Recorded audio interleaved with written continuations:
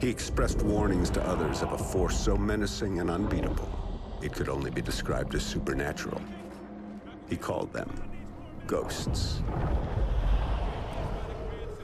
Hello there, Sir from 17 once again. This is my Call of Duty Ghosts Veteran Difficulty video walkthrough. This is Mission 5, it's entitled Homecoming, and as you can see it's all Black Hawk Downy and shit has officially hit the fan, so we're going to run, all importantly, towards wherever the hell the conflict is and shoot people in the face, hide behind cover, regenerate life and get view kicked like a bitch. But this is one of the first pieces of intel I'm actually going to find in this walkthrough, but if you're coming here for intel, you're not going to find them all, because that's not what I do really. I'm a walkthrough maker. This is intended to help you get through the game, and hopefully that's exactly what it will do. But there's a transition there because I did die. I was doing the exact same thing I'm doing right now. I was trying to pick up a weapon, and I believe I got killed by a helicopter. So you want to be careful, but the point of this section here is to get on the turret, use the turret to kill a bunch of people, and then I believe the turret gets destroyed, and things get a little bit more interesting from that point onwards.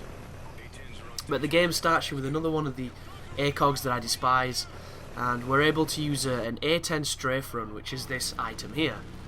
And this is a really cool and interesting attack mode because it's very short and sweet. It's only, a couple of seconds. And I would really like for something like that to be in the multiplayer, because the multiplayer has got some really bad kill streaks, and I'm probably going to talk about that a little bit later in this guide. But this sequence here, if you look on the left of the screen, it's quite subtle. There is a dial that shows you the parts of the D-pad and what they correspond to, and in this particular moment when you press up, it's going to summon the A10 strafe run. And it will not always prompt the screen and tell you to do it. It will not automatically use it, so feasibly you can get through these sequences without touching it. That's never really a good idea because A, it's fun, and B, it's extremely useful for clearing out tons of dudes. So, like in my Battlefield guide, there are moments where the game gives you these options to use the strafe runs. Like, I think I could have used it now, but I'm so used to just going into this first-person shooter mode of, killing people and pushing forward that I really don't use it enough. And I reckon you can probably use it now, so just try it at least. Maybe it'll give you some reason, like the drone's been taken out or it's offline or something, but chances are you can probably use it a little bit more than what I actually did. But this is the Remington, I think it's called the Remington R6, this assault rifle. And it looks a little bit like an ACR, but it isn't at all like the ACR. It's almost an identical weapon to the CM9, I think it was called, on Modern Warfare 3.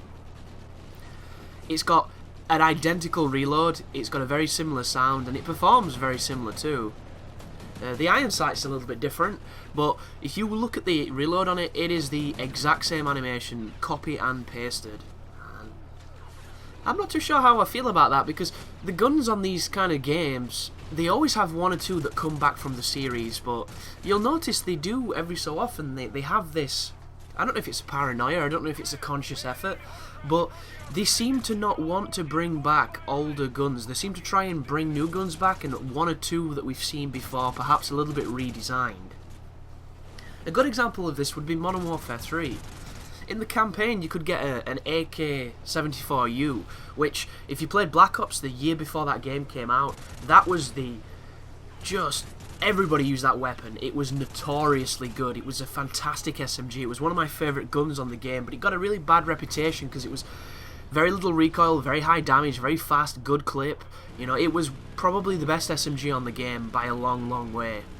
And the problem with that game is a lot of the other SMGs were really bad, so this one stood out because it had 30 bullets in its clip and a lot of the others only had 20, and it just wrecked people. So in Modern Warfare 3, it was in the single player, it was this super, futuristic, black-looking, Picatinny-railed, awesome gun, but then you could never get it in the multiplayer, almost as if they'd seen the effect it had had on Black Ops and they didn't want that negative stigma on this one, which is a shame because it looked really nice, it performed really well, it was like the Call of Duty 4 74U, which I used to love that gun. It had some kick, but it was fun to use. So it's kind of strange what they choose to bring back and what they choose not to bring back. Modern Warfare 2 and Modern Warfare 3 both had ACRs. Both of them was very good guns. Arguably on Modern Warfare 3 the ACR was better on that because it killed quicker. But on this game the only two guns that really are that familiar that have come back that I've noticed have been the one that looks like the CM09 and the FAD, the FAD, which was my favourite assault rifle from Modern Warfare 3, and on this game it's had a different iron sight added on, which is not a bad thing, it's just something to get used to, and it doesn't fire nowhere near as fast as it used to. Its accuracy is still there, but it's got a little bit of recoil, and I'm really interested to see where the weapons go online with this game, because everybody knows the people are going to flock towards whichever guns do the most damage and have the less recoil. You know, least recoil wins. That's how this game works, especially with the view kick. So there are certain assault rifles that have very little recoil, which I predict at this moment are going to be very popular online just for that very reason. Other guns, not so much.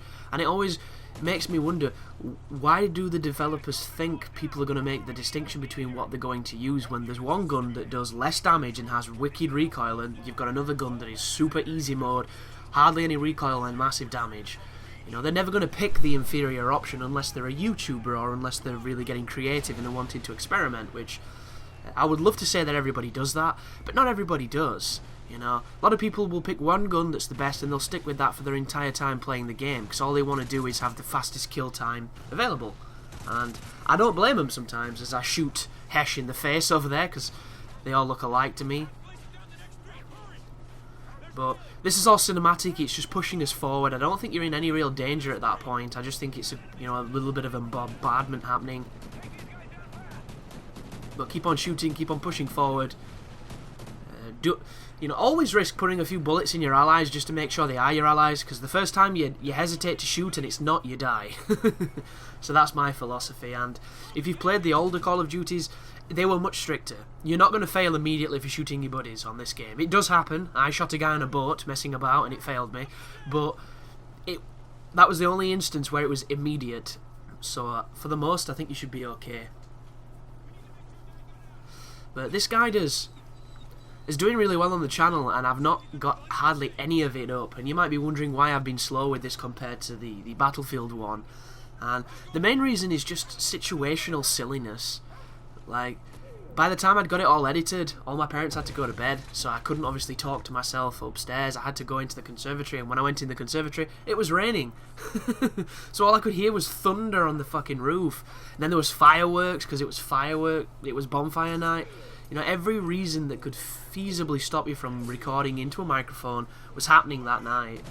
And then the day afterwards, I spent with my girlfriend, and we made enchiladas and watched films and stuff, and had a good time. And obviously, I was away from my house, so it's not like I could even, delude myself into attempting to do anything towards it. So instead, I get to come back now, blitz through this, get it up onto the channel, and hopefully it'll continue to do well.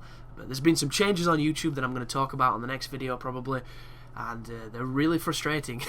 They really are. But thank you for watching, and you take care now.